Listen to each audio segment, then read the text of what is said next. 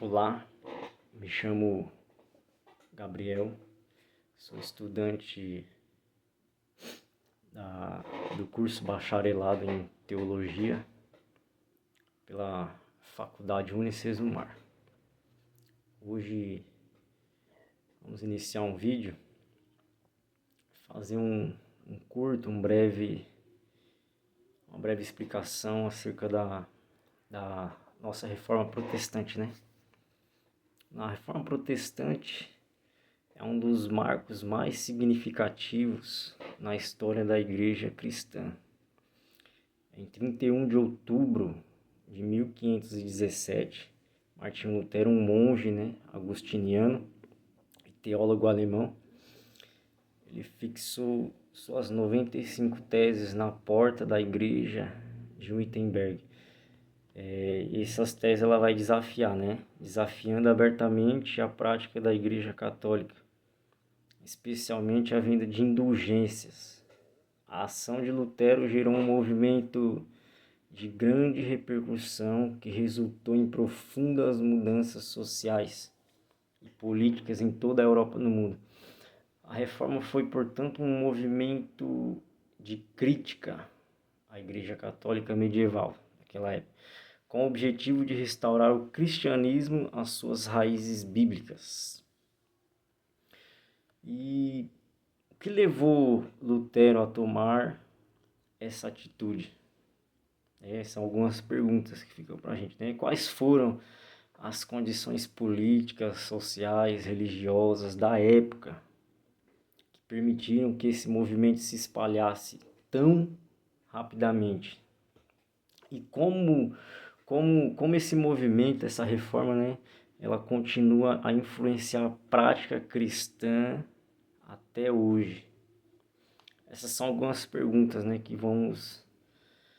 que eu quero que você entenda nessa explicação, nesse vídeo.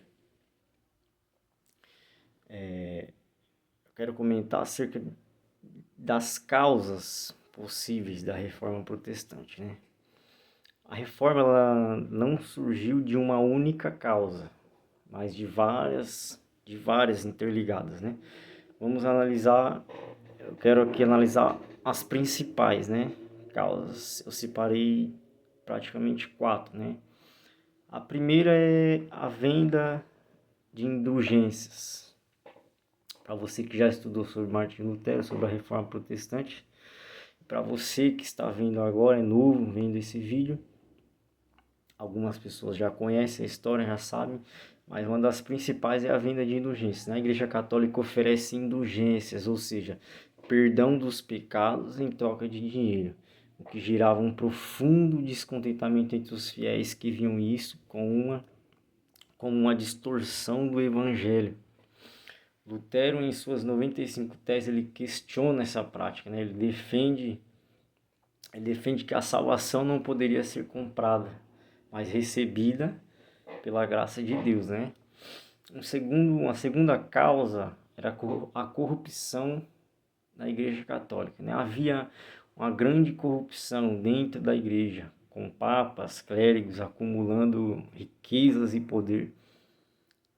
Isso constatava com os ensinamentos bíblicos de humildade e serviço, que causava crescente frustração entre as pessoas.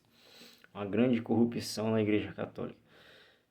Um terceiro ponto é a centralização do poder da Igreja. Também foi uma das principais causas dessa reforma. O controle centralizado da Igreja romana sobre os cristãos em toda a Europa foi um ponto que gerou resistência. Lutero acreditava que cada cristão tinha acesso direto a Deus por meio das Escrituras, sem a necessidade de intermediação do clero. E um quarto e último ponto, como uma das principais causas, era a invenção da imprensa. A invenção da imprensa por Gutenberg, poucos anos antes, foi crucial para a disseminação das ideias de Lutero. As teses de Lutero se espalharam rapidamente, atingindo uma grande quantidade de pessoas em toda a Europa. A gente vê que essa imprensa, inventada por Gutenberg, foi um ponto crucial para que se espalhasse rapidamente essas 95 teses. Temos como principais eventos as 95 teses, né? Em 1517, o ato de Lutero ao fixar essas 95 teses na porta da igreja de Wittenberg é considerado o início formal da reforma. Nelas, Lutero desafiava o Papa e os líderes da Igreja Católica sobre a venda de indulgências e outros abusos. Temos também a excomunhão de Lutero, né? Em 1521, após recusar-se a retratar suas ideias, né? Ele recusa, né? O conselho exige que ele tirasse essas teses, ele vai se recusar, né? Lutero, e através dessa atitude, Lutero foi excomungado pela Igreja Católica e isso levou a defender suas doutrinas em diversos escritos, sendo um dos mais importantes a liberdade cristã. E um terceiro ponto também, a Dieta de Worms, em 1521. Em um famoso encontro com imperadores e autoridades eclesiásticas, Lutero reafirmou sua fé e se recusou a renegar suas ideias. Essa postura firme consolidou ainda mais sua liderança na reforma. E como consequência dessa reforma cristã, houve uma divisão da igreja cristã, né? A reforma resultou na divisão do cristianismo ocidental entre católicos e protestantes.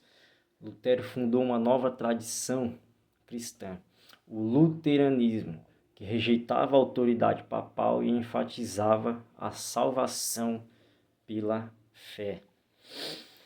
Também como consequência, houve ascensão de novas denominações protestantes. Com o tempo, vai surgir outros reformadores, né, como João Calvino, Ulrich Zwingli.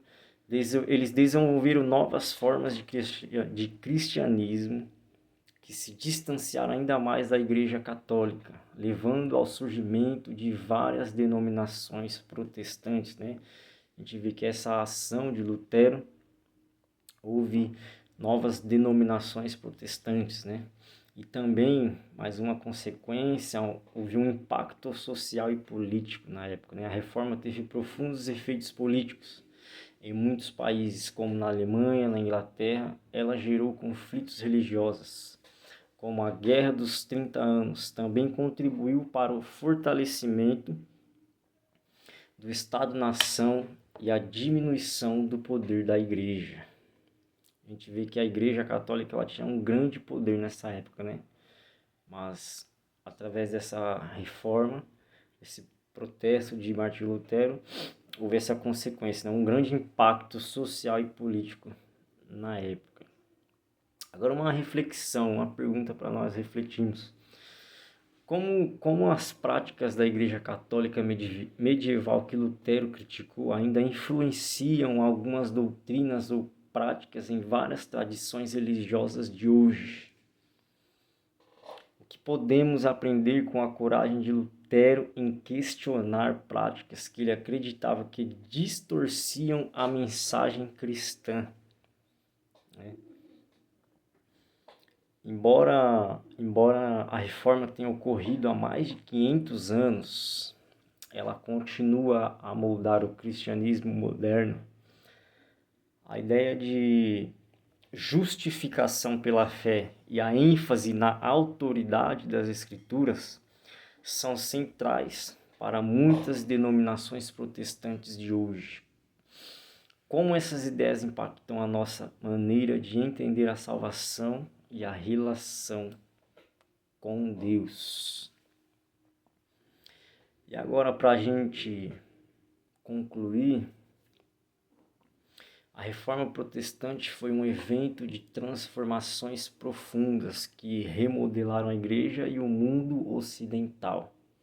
Martinho Lutero e os outros reformadores desafiaram práticas e doutrinas estabelecidas e buscaram retornar às fontes do cristianismo, com ênfase na Bíblia e na salvação pela fé. Este movimento, apesar de ter ocorrido em um contexto muito diferente do nosso, né, dos dias atuais, ele continua a influenciar a vida e a prática religiosa de muitos cristãos até hoje, né?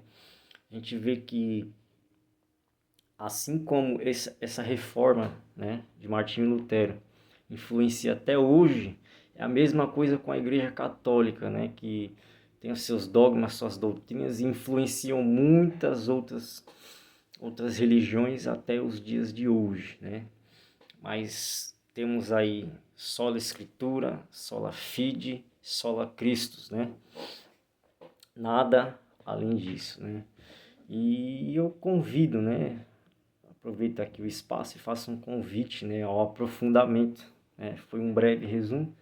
Se você deseja entender mais profundamente o impacto da reforma protestante na igreja e na sociedade contemporânea, né, eu convido você a estudar os escritos de Lutero, né, as obras dos reformadores e as tensões entre diferentes interpretações da fé cristã ao longo da história. Muito bem, fico até aqui. Um forte abraço.